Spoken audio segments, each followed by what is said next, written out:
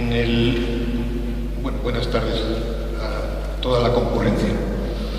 y muchas gracias por una tarde tan propicia al paseo y a las terrazas tan de moda ahora, han optado por venir aquí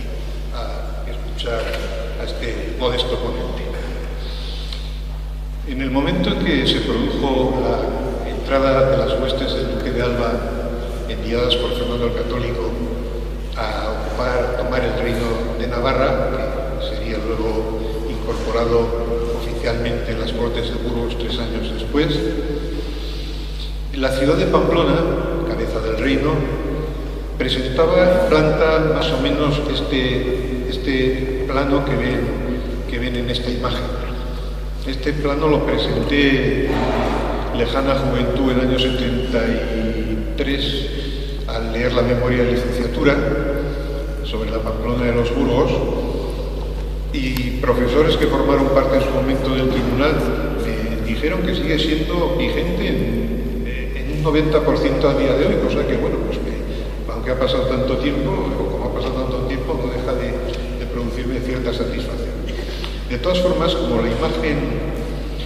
la imagen en volumen es más atrayente, vamos a ver la imagen siguiente.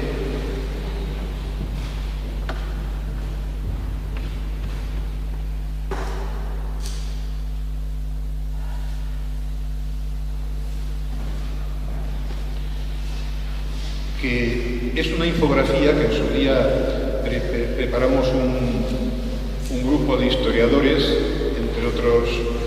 el también doctor en Historia y coronel Nosde, que pronunció la charla que abrió este ciclo. Lo preparamos esta y otras infografías con destino al Centro de Interpretación de las Murallas del Fortín de San Bartolomé. Hacíamos ahí una historia, una visión diacrónica de la historia de la ciudad en distintas fases hasta que tuvimos lo que era completo el recinto amurallado posterior, no naturalmente el que vamos a ocuparnos hoy. En esta vista, que sería parecida a como se vería pues, un avión o avioneta a cierta altura, tenemos el aspecto, pues lo mismo que hemos visto antes en plano lineal. La ciudad, pues tal como estaba, como digo, en el momento de la entrada de las huestes castellanas. En la parte izquierda de la imagen, en la parte derecha, tenemos la Navarrería, la antigua ciudad histórica, heredera del municipio romano, con las zonas y dependencias catedralicias, y el castillo, el modesto castillo que hizo edificar el rey Luis Utín en el año 1308-1310, muy modesto, pero además sorprende un poco ese emplazamiento tan poco estratégico, pero hay que tener presente que cuando el rey lo mandó a hacer, la Navarrería estaba destruida. Es decir, desde la guerra de 1276 la Navarrería había quedado destruida y quedaba ahí ese pequeño castillete. Por cierto, tenemos que hacernos los que intervinimos en una pequeña corrección, y es que, como saben, lo habrán seguido por la prensa, la torre, una de las dos torres sur de ese primitivo castillo han aparecido, pues tendríamos que moverlas en ese plano,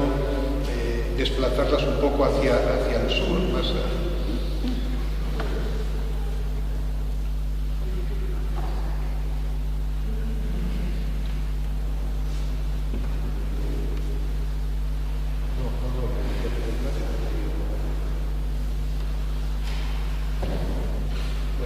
sería acercar el castillo un poco más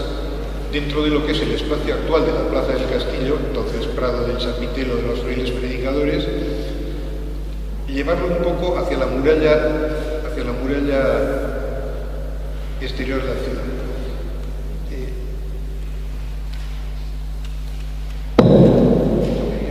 Con la flecha,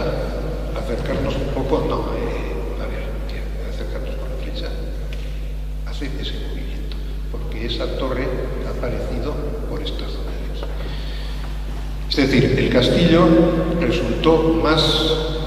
la realidad debía ser que el castillo era más apaisado, por decirlo de alguna manera, más prolongado en su planta de lo que habíamos puesto en ese plano. Y naturalmente, cuando ya habla de arqueología, pues la documentación está bien, pero al final, como Santo Tomás, lo que se ve y se toca es lo que acaba convenciendo más que las simples referencias documentales que a veces no sabemos interpretar en su justa precisión. En cuanto llega el rey Fernando el Católico, se da cuenta, la entrada del duque de Alba es, como saben, el día de Santiago del año 1512. En noviembre del mismo año ya hay una primera tentativa legitimista por parte del rey Juan de Labrit, que todavía vivía, Juan de Albret, con sus fuerzas de leales agramonteses, y siempre el apoyo más o menos explícito táctico de Francia. Hubo un primer intento de recuperar la plaza que no se consiguió. Los castellanos, la guarnición castellana se defendió y no se pudo hacer nada. Pero el rey sacó una primera conclusión, y es que había que hacer necesariamente un castillo. Ese castillo que estamos viendo, que acabamos de comentar, era de comienzos del siglo XIV, era ya, como se dice ahora, obsoleto, pero sobre todo, aparte de que su construcción fuera ya pues manifiestamente mejorable, estaba situado a retaguardia en una situación muy poco estratégica y que poco podía defender en la ciudad. Curiosamente, en cambio, el convento de predicadores, que es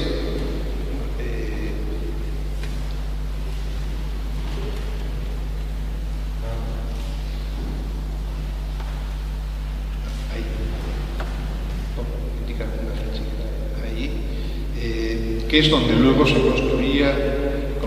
siglos después se construiría el Palacio de la Diputación, etcétera,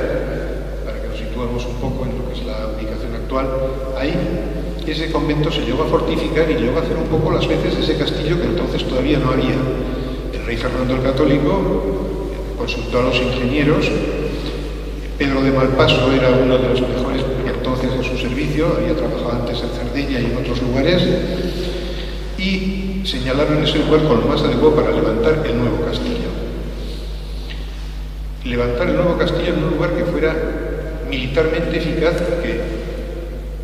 esencial para la defensa de la plaza.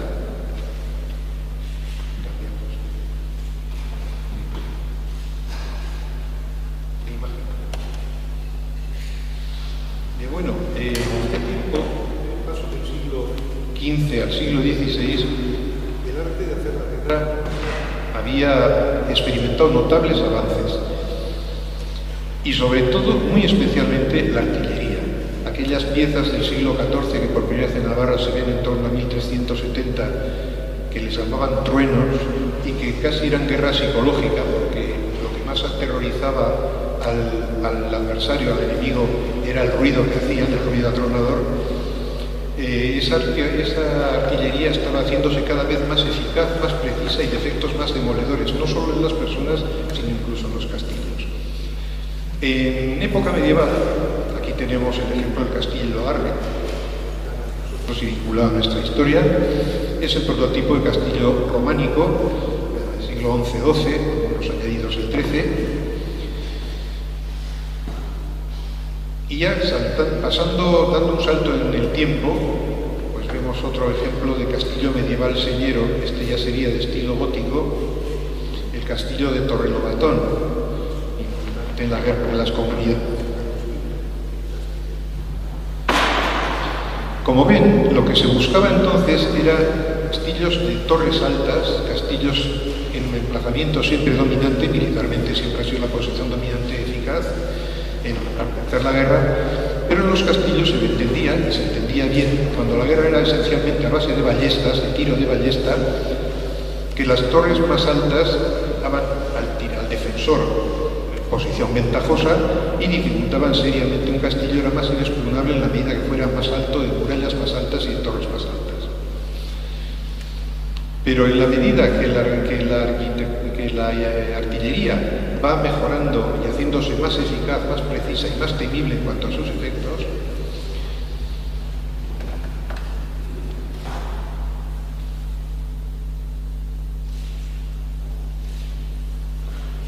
bueno,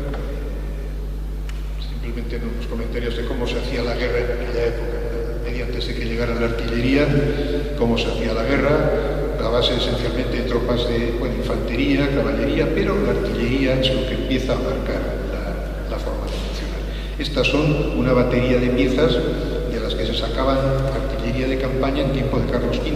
Y ahí tenemos una muestra de los diferentes calibres y piezas, pues piezas curiosísimas, incluso no les voy a enumerar todas, que había muchísimas, sino simplemente pues las que más sonaban, que serían el quebrantamuros y la bombarda y el mortero, entre las más temibles y de mayor calibre, y luego lo que llamaban artillería menuda, más transportable naturalmente con el plan artillería de campaña, pues estaban culebrinas, serpentines, ribadoquines, falconetes, en fin, una serie de toda una terminología que estuvieron en vigor pues todo el siglo XVI, que nos interesa para esta charla de hoy, incluso en parte el XVII, hasta que lo veamos más adelante, establece la que se llamó artillería de campaña, con piezas que tendían a normalizarse por calibres en función de su potencia y alcance.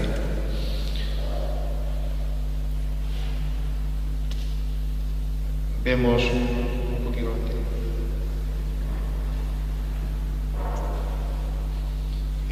la forma de montar las piezas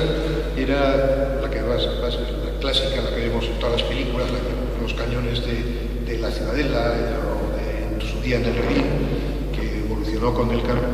los tiempos, pero que básicamente era ese. Y en cambio la llamada artillería de campaña, que en tiempo de los Reyes Católicos incluso de Carlos V, era el modelo con distintas variantes del que están viendo en esta imagen. Las piezas se trasladaban sobre una fuste de 4 ruedas que, seguían siendo muy pesadas, es muy difícil y complicado transporte, pero cuando había que transportarlas se transportaban. La guerra, como se suele decir, la guerra es la guerra, y ahí pues lo importante era que llegara el fin mortífero para el que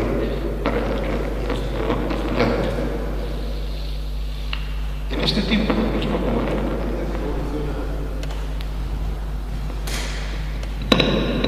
en la medida que evoluciona el arte de hacer la guerra y sobre todo la artillería, evoluciona también la forma de fortificar. Por ejemplo, tenemos ahí dos modelos de cómo se pasa esa transición, de cómo se pasa de la torre del cubo medieval al bastión renacentista, vamos a decir, el bastión ya del siglo, de la nueva forma de hacer la guerra. En principio es una de la italiana, porque los modelos más singulares en aquellos primeros momentos, estamos hablando entre 1490 y 1510-20, se diseñaban fundamentalmente en ingenieros italianos. Nos fijamos esencialmente en el de arriba, porque es el modelo que iba a seguir Pedro de Malpasco para el castillo que el rey católico mandó hacer en Pamplona y cuya primera piedra se colocaría en agosto de 1513, justamente un año después de la entrada de las tropas castellanas. Son esencialmente torreones gruesos, grueso muro, baja altura, porque ahora ya no se trataba de dominar, sino de que la artillería, ofrecer menos blanco a la artillería. Entonces, por decirlo de una forma gráfica, tiende la fortificación a agazaparse, a confundirse con el terreno. No sé, la Ciudadela de Pamplona que todos conocemos, cuando vamos paseando por la vuelta al castillo, desde la carretera de circunvalación, las murallas no se ven, de forma que el enemigo podía pensar que la ciudad no estaba fortificada o no estaba deficientemente, y cuando lo podían ver las murallas es cuando estaban a tiro del fuego los cañones, que es el fin esencial de la fortificación, de toda fortificación, pero fundamentalmente de la baluartada. Le decíamos que este estilo, primero de transición, venía con manufactura italiana en buena parte. Este es un diseño, pues nada menos que de Leonardo da Vinci, el polifacético Leonardo, que tocó tantos temas en toda su larga y productiva existencia, pues no olvidó, no dejó de lado el arte de fortificar. Y es, como digo, un torreón que podía responder perfectamente a los del castillo de Pamplona. Hay distintas fortificaciones italianas, he puesto aquí pues esta ejemplos sencillos para ver cómo es un modelo todavía generalmente planta cuadrangular, el muro que se pone talud hacia de la mitad para abajo, a los que sería la altura del foso y la contraescarpa, y las torres fuertes, recias, que ya son más que cubos, son ya tambor, normalmente tienden a ser tambor, y con murallas, la base ataluzada también, de forma que el impacto de la artillería quedaba muy amortiguado, o sea, era muy difícil que se abriera tras múltiples disparos y en una acción que era difícil que se prolongara en un asedio. Un ejemplo muy interesante que llama la atención de todos los castellólogos y además, aunque ahora está en Francia, es un castillo español, un castillo aragonés, un castillo mandado a construir por Fernando el Católico, que es el de Salses, o Salces, como le decían los documentos antiguos,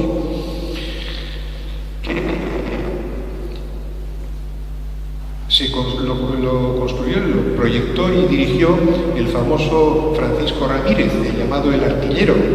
casado curiosamente con Beatriz Galindo, la latina, la preceptora de Isabel la Católica. El castillo se construyó entre 1497 y 1503, protegiendo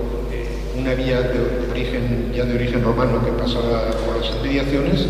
y permaneció, nada más terminar su construcción en 1503, sufrió ya un primer asedio en que el castillo resultó indemne, y fue español hasta 1642, ya cuando empieza la decadencia de los tres últimos Austrias, en que Francia nos lo cogió y para Francia se quedó. Cuentan que Vauban, cuando le preguntó un día a Luis XIV qué hacer con esta fortaleza, decía, pues como pasada de moda, será eficaz, no lo será. Y Vauban dijo que se respetara por encima de todo. Decía, no estaríamos en la ingeniería que estamos desarrollando ahora si no hubiera existido primero el castillo de Salses. Por ese tiempo, también en España se empezaban a hacer, este es el de Berlanga, pues castillos con, como digo, recios tambores. Este está más en situación dominante, pero aunque estuvieran más en llano, como era el caso de Pamplona, como digo, las murallas tienden a agazaparse y los tambores, cubos cada vez menos altura, más anchura y más reciedumbre de muro. Eficacísimos, como digo, para parar los impactos de la artillería. Otro sería el de Chinchón en Madrid, que como vemos, pues si vemos cualquiera de sus cortinas, esta por ejemplo que estamos enfocando ahora, nos da un poco cómo podía haber sido cuando estaba en pie el castillo de Pamplona, el de Fernando el Católico, cuya defensa caería herido Íñigo de Loyola. Como ven, se aprecian los torreones, muro con talud, foso, etc. Son todo castillos construidos, como digo, entre 1490 ya, estos españoles ya más bien en torno a 1500, 1510, 20. En España también son el último coletazo de las fortificaciones señoriales. En este tiempo una de las modificaciones o más importantes que supone el ejército es su transformación, es pasar de aquellas huestes que movilizaban pues, el conde de Miranda, el duque de Alba, que a veces, si varios de ellos se confabulaban, pues podían poner en peligro a un rey, como se notó pues, en las turbulencias de Castilla a lo largo del siglo XV, en las de Navarra también, de las guerras de agramonteses, en fin. Y en este momento ya se empieza, naturalmente no es un proceso que durará un año ni dos, pero digamos que se inicia y desarrolla toda su primera etapa con los reyes católicos, que es en la medida que los estados se van haciendo fuertes y la autoridad del rey tiene que quedar indiscutible y soberana y que se puede imponer a los nobles por muchos que fueran, es cuando se empiezan a crear las primeras fortalezas de estado, el ejército permanente, que al principio coexiste con otras formas, pues como en el caso de Pamplona, como decíamos, pues había personal al servicio del duque de Nájera o del conde de Miranda, pero que ya estaban formando parte de unidades militares ya que se empezaban a parecer a lo que luego serían los ejércitos nacionales pues, de los siglos de los estados europeos en todo el siglo XVI, XVII y en adelante, naturalmente. Este es el de Grajal, el León Grajal de Campos, que este además está muy relacionado con el de Pamplona históricamente porque el conde de Grajal fue virrey de Navarra unos años después de los hechos que estamos conmemorando. Pero como ven, el prototipo,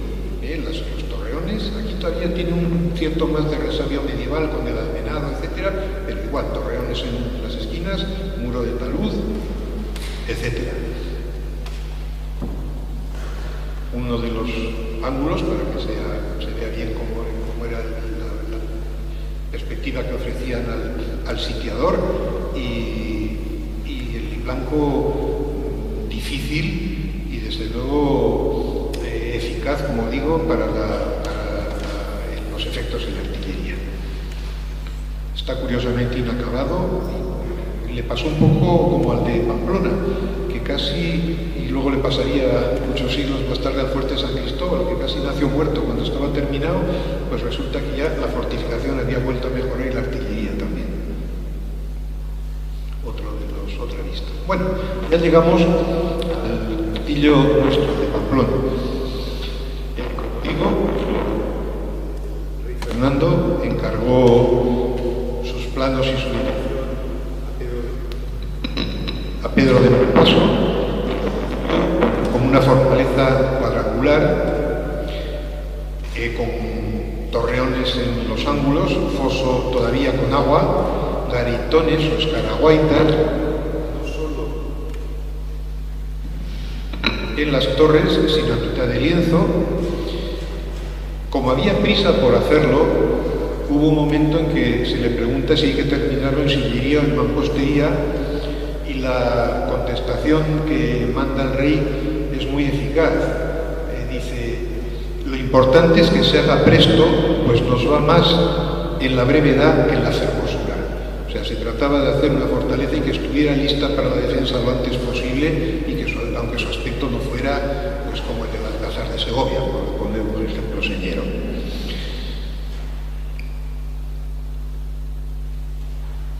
Esta es una interpretación que hizo Juan Mari Cía, ya fallecido, para el doctor Arazuri, en un plano que publicó la Caja de Ahorros Municipal en los años 70, que era Pamplona en 1560, Pamplona en tiempo de Felipe II. El castillo,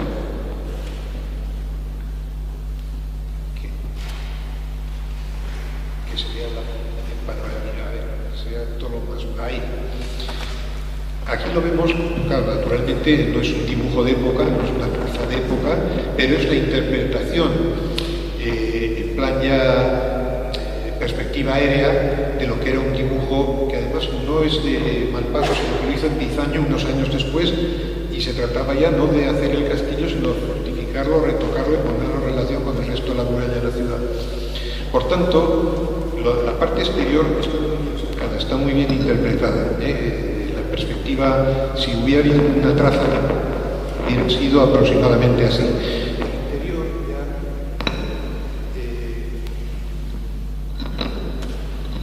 ya es otra cosa, porque lo que nos queda constancia documental suficiente es de que el castillo englobó en su interior el antiguo convento de predicadores dominicos, que estaba ahí desde época medieval, desde el siglo XIII,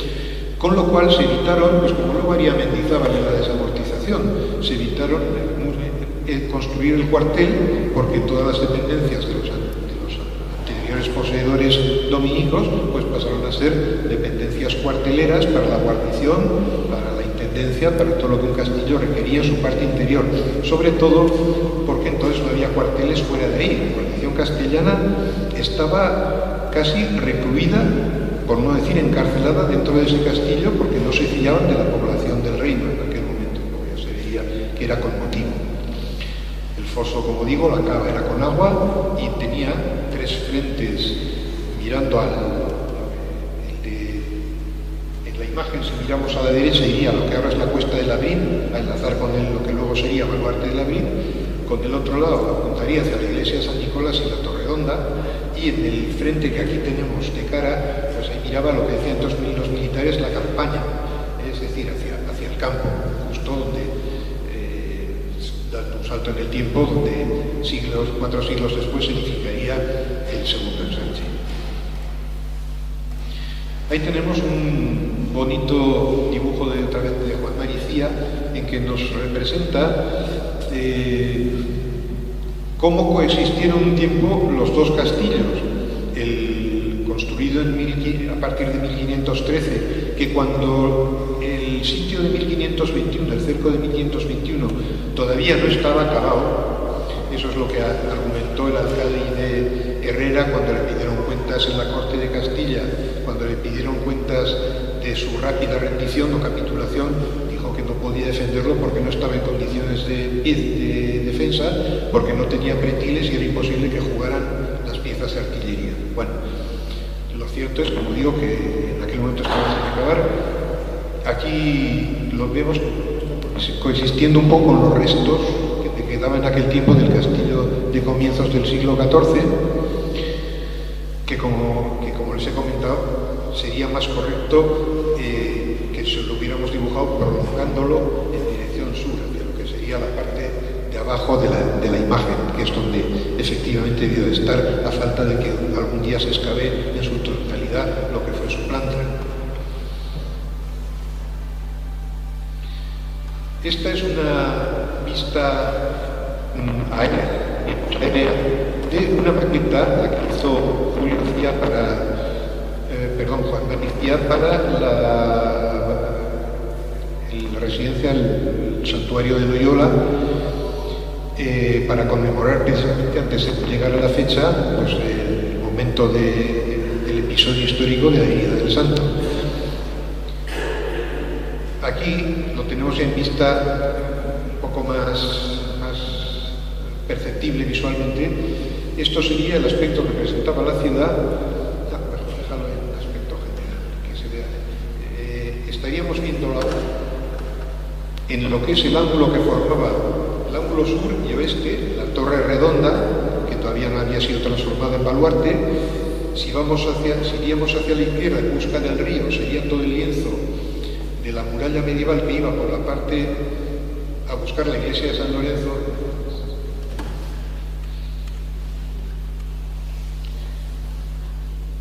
De ahí, en la imagen esta, iríamos hacia la izquierda, la parte de abajo hacia la izquierda, y entonces el extremo izquierdo, donde se ve un poco el río abajo, en una visión que sería difícil, estaría la Torre Santa Engracia, la Plaza de la O, la Torre Fuerte de San Lorenzo, que lo era desde que se construyó la iglesia. A ver, que se no, el conjunto es mejor. Y veríamos ya el castillo mandado levantar por Fernando el Católico, separando los frentes, el de TGI y el de San Nicolás. Ahora se quieren hacer prospecciones arqueológicas en el paseo antes de su reurbanización y posiblemente vestigios de esto de alguna forma tendrán que salir. Esta sería la otra cara de la ciudad en aquel tiempo, vista, como digo, de la parte de lo que es el ángulo, es lo que ahora sería la Plaza de la O. Estaba ahí la Torre de Santa Engracia. No se había hecho todavía la muralla de Felipe II, la que conectaría con la ciudadela, que les faltaban años para ser construida, y entonces esta es un poco todavía la muralla medieval, la muralla exterior medieval de la Pamplona de los Burgos, pues un poco mejorada a partir del privilegio de la Unión, cuando ya empieza a ser una ciudad única administrativamente a todos los efectos. Y aquí tenemos otra vista en su día dibujada por Juan María Cía, que es muy interesante, está muy bien dibujada, muy al detalle, salvo algún pequeño, como una pequeña incorrección como la que les he comentado, pero esto es un poco, así estaba la ciudad, como dice en el título del plano, en 1521. Luego, después de este otro episodio, que sería ya el tercero de intentos de acometida a la ciudad para restablecer, al menos en teoría, en el trono a un Labrit,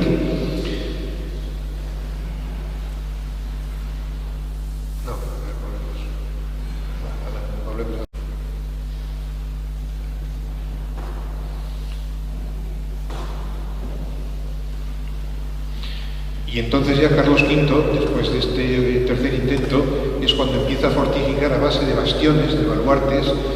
Luego veremos algo de eso, de los que los dos únicos que nos quedan ahora, luego veremos imágenes, son el de Labrit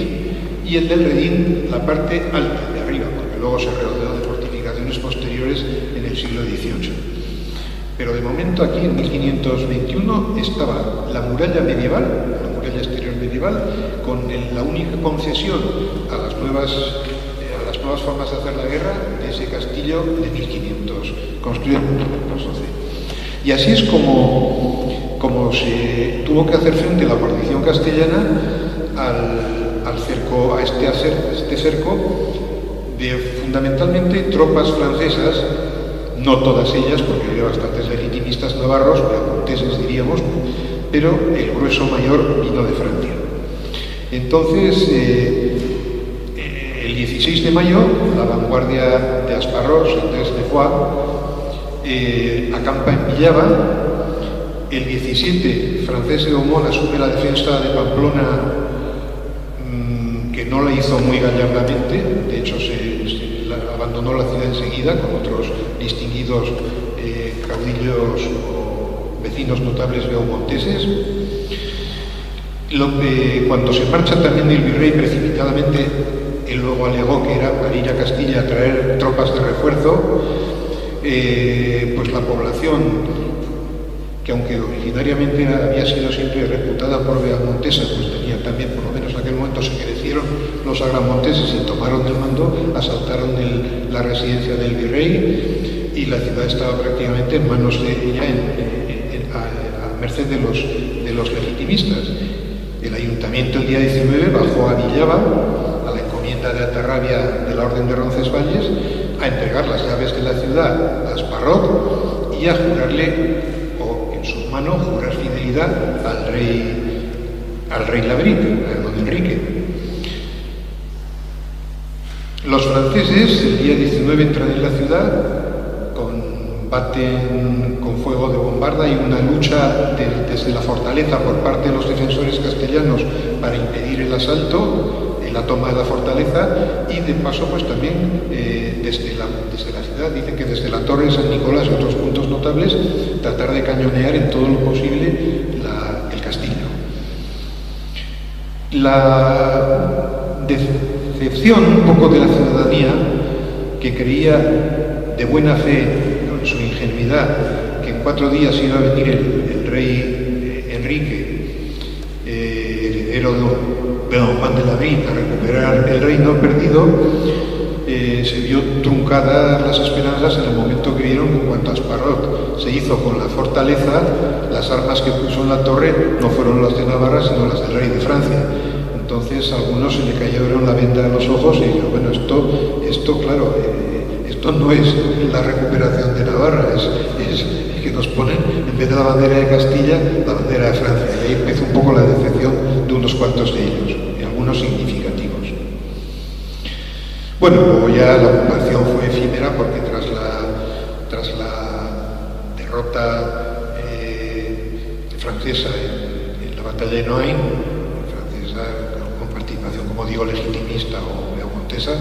pues el castillo tuvo que ser abandonado apresuradamente, y además se les permitió que abandonaran, que salvaran la vida y lo que llevaran de propio, a cuenta de que la artillería se quedara aquí, la artillería que ellos habían traído se quedara en el castillo, pues como botín de guerra, otra vez para las huestes castellanas. En ese contexto es cuando el día 20, como conmemora en el suelo a la altura de la entrada de la antigua Real Basílica, tuvo lugar el sitio donde se creía, por tradición mantenida, sobre todo entre la gente de armas, que era el sitio donde había caído el santo. Curiosamente, el año 27, al alinear la avenida de San Ignacio, pues aunque intervino el propio rey Alfonso XIII, esto ya les hablarán seguramente el profesor Ricardo Fernández Gracia, pues se hizo una reforma, se le quitó a la iglesia casi la mitad de su extensión y el lugar de la caída, que es lo que se pretendaba honrar, venerar y mantener, es lo que quedó en la acera, pues como a la intemperie, no estar dentro del sagrado como cuando sale el edificio. En este tiempo, como digo, ya empieza a perfeccionarse ya más lo que son los baluartes, adquiriendo estas formas poligonales que tienden a ser pentagonales por regla general, se adaptaban en todo caso siempre a los emplazamientos.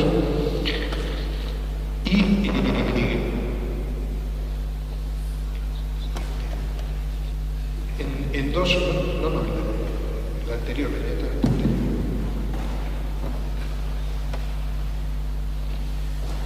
tenemos dos variantes de lo que es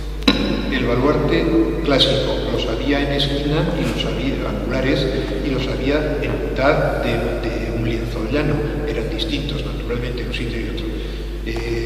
Este tipo de baluarte luego en Pamplona lo tendríamos, cristalizaría en la ciudadela de Pamplona, que se construyó años más tarde, desbancando precisamente ya militarmente al castillo de la herida de San Ignacio, al que estamos comentando, y que tardaría en construirse bastantes años, pero se inició en 1571. Esos bastiones, baluartes en punta de flecha, son los 5 que tuvo la ciudadela de origen, luego perdería 2 para la construcción del primer ensanche, pero ya es un concepto de ingeniería militar más evolucionado y más perfecto. Es curioso la imagen más grande porque ese hace la gola, la hace con 2 orejones en curva en vez de en tramo recto, y es muy curioso porque cuando se encontró, al hacer las excavaciones para construir en la calle General Chinchilla, cruce con Padre Moret, el auditorio baluarte,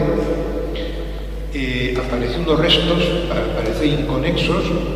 con una inscripción que salió íntegra del año 1551, creo, en que hacía mención al rey Carlos V y al virrey que entonces estaba. Y el pequeño trozo que apareció sugería perfectamente que ese baluarte de la Torredonda, una torre medieval que la actualizan en la muralla a la moderna, adoptó esa forma. Y por tanto, la muralla, que era ya una torre medieval que cabía en poco espacio, la muralla hubo que llevarla hasta, pues como les digo, donde salió, a la altura del Padre Moret, pues un poco más adelante la comisaría de policía, y pues donde empieza eso, frente a la comandancia militar, el ángulo del auditorio baluarte más próximo a la calle Padre Moret. O sea que la fortaleza, si lo vemos, si tuviéramos un plano aéreo, se vería claramente como la muralla, el baluarte que se llama la Torredonda, pues tenía las proporciones que tendría el de Madrid o el de que los podemos ver en la actualidad. Bueno, y aquí tenemos una muestra que se conserva en el archivo de Cangas, que vemos también otra forma un poquito más modesta de adaptar, de crear un baluarte. Este estaba frente a la iglesia de San Lorenzo, San Llorente, que decían entonces, para defender la puerta que había ahí siempre, porque la calle Mayor salía al campo del Arenal o de la Taconera. Se creyó en aquel momento oportunos no solo, potenciar la torre medieval de San Lorenzo, que era altísima, que tenía unos 60 o 70 metros de altura. Todavía Víctor Hugo la vio y la dibujó con su antiguo aspecto, hasta que la desbrocharon a la mitad en 1850 y luego la tiraron definitivamente en 1901. Pues creí oportuno ponerle un complemento más moderno que le hiciera más eficaz, porque ya hemos dicho que se buscaba más que torres altas, fortificaciones a ras de tierra que permitieran mejor el juego de la artillería. Entonces, esta torre se perdió enseguida. El plano es de 1538 y el problema es que cuando 30 o 40 años después, cuando se hace la ciudadela y hay que sacar la muralla, a donde la tenemos ahora en la parte de la Taconera, donde están con los famosos ciervos y demás, y por el otro lado la que se tiró en el año 1921, porque ahora para facilitar el ensanche, pues esa muralla, hasta que se hizo esa muralla, entonces cuando perdió eficacia la muralla antigua, la que había hecho Carlos V, que se ha conservado en la zona del Redín y en la zona norte, que es la menos vistosa de nuestro recinto, pero en cambio ya se perdió completamente entre la Torre de Santa Gracia, la Torre Redonda y el Castillo Antiguo. Una verdadera lástima, porque eran muy significativos de su época y de una forma de hacer ya fortificación abaluartada, pero digamos de la primera época, muy anterior a Vauban o a los avances del siglo XVII. Aquí tenemos un poco en esta infografía que publicó Víctor Echarri en su tesis doctoral. Podemos ver de una forma más gráfica lo que les acabo de decir. Nos situamos. Esto es una vista aérea actual de Pamplona en la que se han superpuesto, remarcado las fortificaciones. Para que nos situemos, la parte izquierda es el frente comprendido entre la Brit y el Redín. La parte inferior, la parte sur, la comprendía entre el Redín y el Portal Nuevo, que decimos ahora. Y la parte derecha, la comprendida entre lo que ahora es la Plaza de la O y la entrada al Portal Nuevo, y la Torredonda, que estaba en el extremo del Paseo de Sarasate. Toda esta última parte de la izquierda, de la derecha, está perdida completamente. Pero ahí estaban pues, los baluartes, como digo, de Santa Gracia, de la Torre del San Llorente, de San Lorenzo y de la Torredonda. Y si vamos un poco arriba, tenemos dónde estaba ubicado el castillo, el de la herida de San Ignacio. Vemos la plaza del castillo en su foto actual con sus dos líneas de arbolado. Vemos dónde está la Diputación de lo que fue la Casa del Grito, el inicio de la Avenida Carlos III, y un poco a retaguardia de la Diputación, eso que sería el jardín, etcétera, y la iglesia donde nos encontramos ahora. Ahí es donde estaba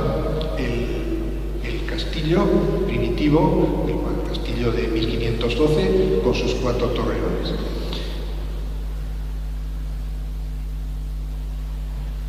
Aquí vemos cómo en este tiempo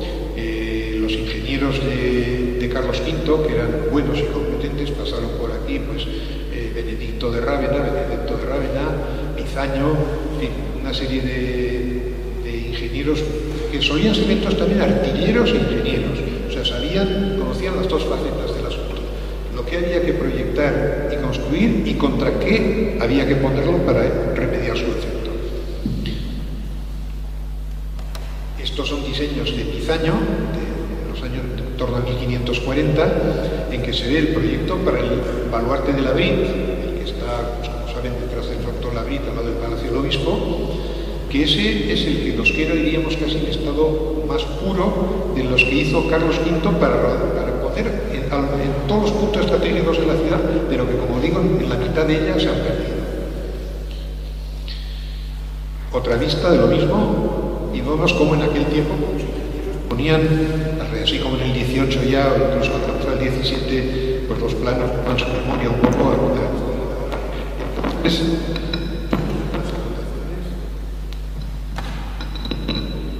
En la misma hoja de papel donde iban los diseños. Parece que es ahí. Se ven perfectamente las anotaciones, en este caso de Pizaño, indicando todo sobre el dibujo que acompañaba. Son todavía un poco ingenuos, pero los maestros de obras lo sabían interpretar.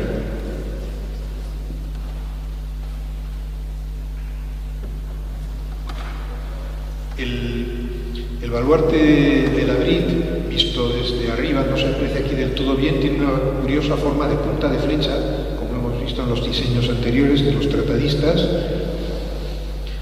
y es una mole sólida, con cañoneras ya pues preparadas para batir un campo muy importante de lo que entonces se llamaba la campaña, el entorno de los nazis, que era la primera parte, la más próxima de la muralla, y toda la extensión que se podía ver visualmente desde las garitas o desde la parte superior, la plataforma superior. Aquí tenemos otra vista de la cara con la que conectaba el resto de la muralla, que ahora ya no conecta porque anteriormente se derribaron en 1921, como digo, curiosamente, pues 4 siglos después de la herida del Santo. Otra vista, ya saben que hace unos años cuando estaba restaurando se hundió y hubo que reponerlo. Y aquí ya tenemos el baluarte del Redín, pero no cogido desde la plataforma del baluarte bajo, del de Guadalupe. O sea, como lo diseñaron Carlos V, los ingenieros de Carlos V, era en esta forma. Es decir, de ahí ya llegaba directamente a la base de la tierra circundante. 1540, entre 1540 y 1550, tanto él como el Redín como el Labrit. Otra vista del mismo, sacada, como digo, desde la plataforma, la vista anterior. Ven como también mantienen todavía la forma de hacer talud en la parte de abajo, en este caso no tan clara como en otras que hemos visto, pero la impresiona ya la recidumbre y la nueva forma de fortificar, muy distinta ya de la fortificación medieval, mucho más recia y sólida.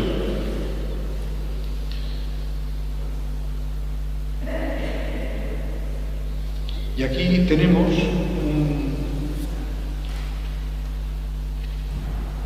el recinto viejo y el nuevo en un diseño de Matteo Neroni que se fecha en torno a 1590-1600. Como ven, ahí ya está la ciudadela construida y los dos tramos nuevos que hubo que añadir para conectarla con la muralla de la ciudad. Y la parte que queda, pues aquí queda como segundo orden de la muralla más interior, es la que se terminaría derribando entera para aprovechar sus materiales en la construcción de la muralla nueva. La parte comprendida, vamos a la parte de arriba, donde hay una especie de punta de flecha que sale, eso sería el baluarte de Gonzaga, actualmente soterrado debajo del mirador de la Taconera, soterrado en buena parte. El baluarte de la Taconera, que es donde ahora están los animalitos y las aves y demás que ahora se planteaban si debían seguir o no, y el portal de la Taconera, en el que normalmente se recibían los reyes cuando visitaban Pamplona, los reyes a partir de Felipe II. Y esta otra parte de abajo, la parte inferior, desde los baluartes inferiores, la parte de abajo de la imagen,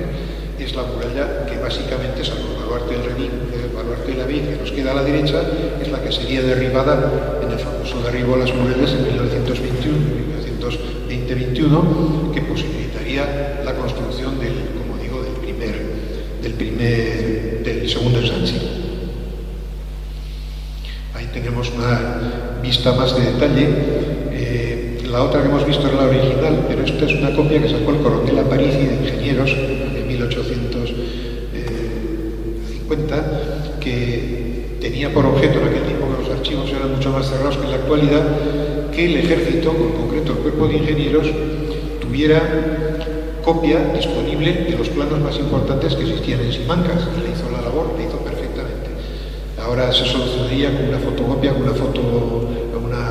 imagen digital, pero entonces llevaron soldaditos, delineantes, que fueron copiando sin calcar, ojo, a mano alzada, reproduciendo los planos originales que los hicieron, como se dice vulgarmente, bordados. Este es el original, como digo, y el otro parece que se ve mejor, incluso en la copia de Aparici, porque las tintas son ya negras y son 3 siglos más modernas, y entonces son más fáciles de ver. Y ya en este es la muralla segunda, ya no aparece la muralla antigua. Esta es la muralla de Felipe II con la ciudadela, los 2 frentes nuevos, y observen cómo en la parte de arriba, hacia la izquierda, se ve como el antiguo castillo quedó, el antiguo castillo quedó embebido dentro de uno de los baluartes, del baluarte de la Reina, que era el más grande de todo el recinto, terminado en 1665, y que se quedó, como digo, dentro. Le sacaron toda la piedra que pudieron para aprovecharla, y cuando se llegó a cierta cota, pues lo que quedaba se quedó embebido dentro del terraplén o del relleno del baluarte, del relleno del baluarte. Otra vista igual, parecida. Y aquí volvemos a insistir cuál era la ubicación exacta del castillo en lo que es la trama urbana de la Pamplona actual. Desde los 4 torreones, de los que únicamente se pudieron fotografiar restos de uno, los demás se habrían derruido. El de la izquierda, el de arriba a la izquierda, coincidiría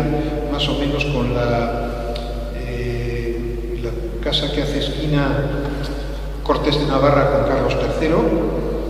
y los sarcófagos se perdieron pues, rigurosamente ya en torno a 1590, cuando se hizo el nuevo convento de las Madres Descalzas, que ahora están en la plaza de la calle San Cipuedes, en la plaza de San José, pero a las que Felipe II les concedió la piedra que quedaba para que levantaran el convento, del que no nos ha quedado nada. Y esto en 1921, cuando se estaba derribando el baluarte de la reina, pues apareció estos restos pobres, pero que nos dan una idea de cómo era el aparejo de sillería y el diámetro de uno de aquellos torreones. En su momento lo cartografiaron y fotografiaron. Y nos queda un resto notable de aquel castillo, aunque posterior a los hechos, al hecho histórico de la caída del santo. Y es en el archivo lo que antes llamábamos la Capitanía, o el Palacio de los Virreyes, o el Palacio Real en época medieval en la Navarrería, que cuando en 1592 vino a hospedarse en él el rey Felipe II, como curiosamente había en la puerta un escudo del obispo de Pamplona, y en aquel momento andaban en pleitos, alguien le aconsejó al virrey que en primer lugar, para que el rey no notara que entraba en casa ajena, pudiera reconocer unas armas propias reales, unas armas de Castilla, unas armas españolas, por tanto los reinos que en aquel tiempo pertenecían a la corona de España, y además se quitara, o sea, se cubrieron 2 objetivos: honrar un poco al rey, darle un poco coba poniéndole sus armas, eran las de su padre, salvo la corona imperial, el resto le correspondía, y por otra parte habían quitado disimuladamente las del obispo, porque andaban además en pleito por la propiedad, que en aquel momento el obispo sin duda habría aportado, y como sobre la puerta principal quedan las armas episcopales.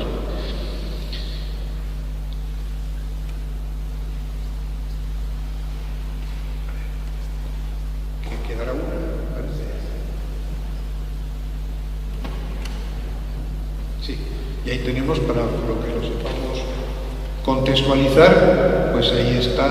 ahora donde lo podemos ver, es un escudo magníficamente labrado, con todos los reinos y señoríos que formaban los dominios de la corona de España en aquel momento, y como digo, puesto ahí, parece ser que en el castillo viejo, en el de San Ignacio, pues fueron colocadas en torno a 1530, entre el 30 y el 40. Alguien dice que podía ser un conocido escultor de la época, yo no me atrevo a decir tanto, no, estas obras no se firmaban. Tiene similitud, desde luego, con el del Palacio del Bocal de Fontellas, del Canal Imperial, pero bueno, lo cierto es una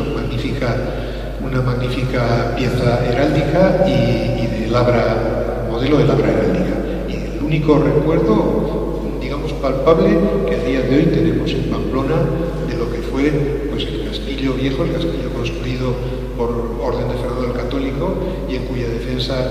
caería herido Íñigo de Loyola el 20 de mayo de hace 500 años. Muchas gracias.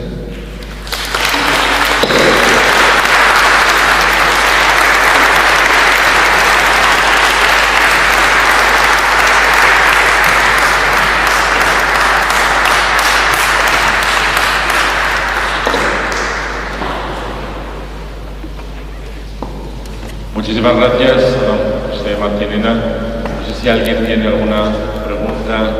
que hacerle. ¿Le podemos acercar el micrófono? Creo que ha quedado todo claro, meridianamente claro. Muchísimas gracias a todos por venir, y a don Juan José, y mañana nos volvemos a encontrar aquí. Gracias.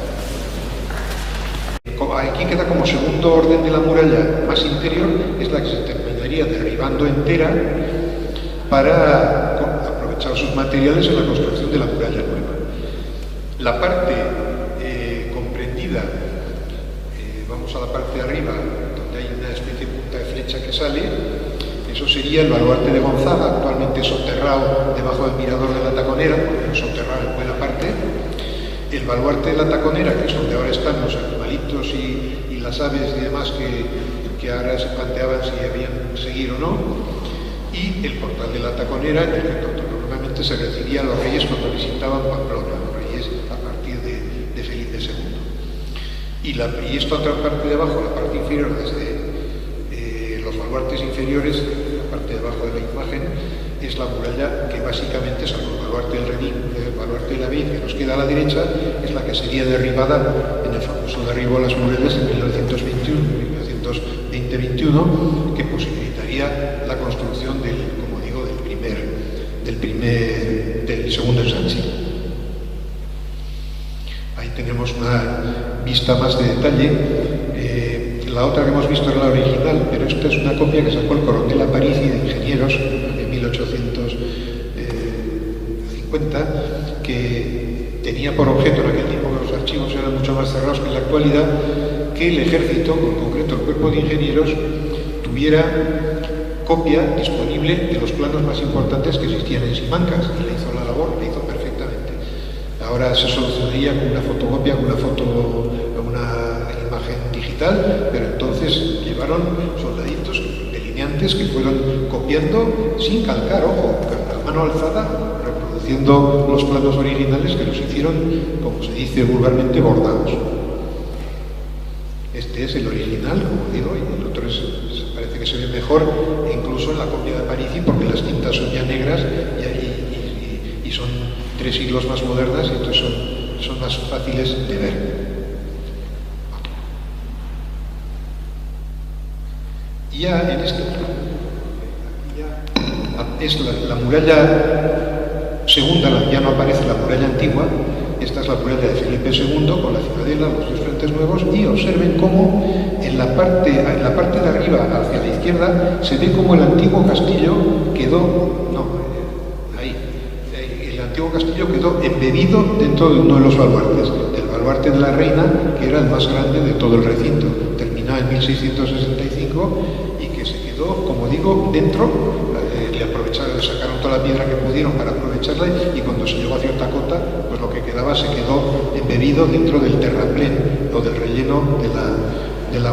baluarte, del relleno del baluarte. Otra vista igual, parecida. Y aquí volvemos a insistir cuál era la ubicación exacta del castillo en lo que es la trama urbana de la Pamplona actual. 4 torreones, de los que únicamente se pudieron fotografiar restos de uno, los demás se habrían derruido. El de la izquierda, el de arriba a la izquierda, coincidiría más o menos con la casa que hace esquina Cortes de Navarra con Carlos III, y los arqueólogos se perdieron rigurosamente ya en torno a 1590, cuando se hizo el nuevo convento de las Madres Descalzas, que ahora están en la plaza en la calle San Cifuentes, en la plaza de San José, pero a las que Felipe II les concedió la piedra que quedaba para que levantaran el convento, del que no nos ha quedado nada. Y esto en 1921, cuando se estaba derribando, como digo, el baluarte de la Reina, pues apareció estos restos pobres, pero que nos dan una idea de cómo era el aparejo tremendo de sillería y el diámetro de uno de aquellos torreones. En su momento lo cartografiaron y fotografiaron. Y nos queda un resto notable de aquel castillo, aunque posterior al hecho histórico de la caída del santo. Y es en el archivo, lo que antes llamábamos la Capitanía, o el Palacio de los Virreyes, o el Palacio Real en época medieval en la Navarrería, que cuando en 1592 vino a hospedarse en él el rey Felipe II, como curiosamente había en la puerta un escudo del obispo de Pamplona, y en aquel momento andaban en pleitos, alguien le aconsejó al virrey que, en primer lugar, para que el rey no notara que entraba en casa ajena, pudiera reconocer unas armas propias reales, unas armas de Castilla, unas armas españolas, por tanto los reinos que en aquel tiempo pertenecían a la corona de España, y además se quitara, o sea, se cubrieron dos objetivos: honrar un poco al rey, darle un poco coba poniéndole sus armas, eran las que su padre, pero es cierto, salvo la corona imperial, el resto le correspondía. Y por otra parte habían quitado disimuladamente las del obispo, porque andaban además en pleito por la propiedad, que en aquel momento el obispo sin duda habría aportado, y como sobre la puerta principal quedan las armas episcopales.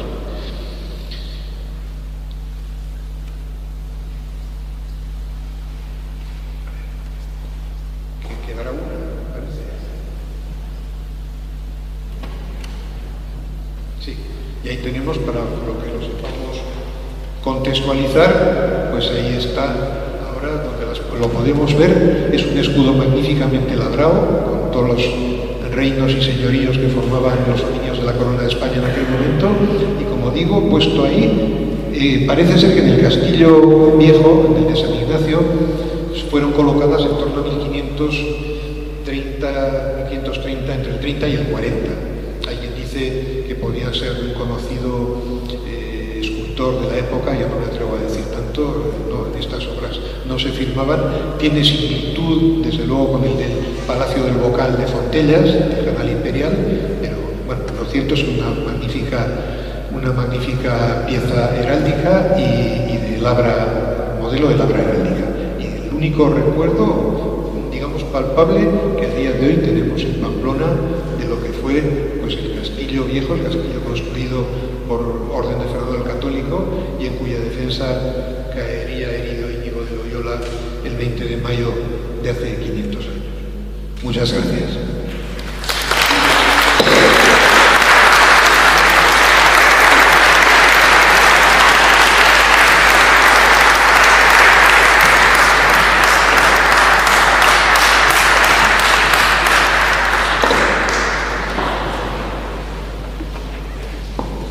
Muchísimas gracias a don José Martinena. No sé si alguien tiene alguna pregunta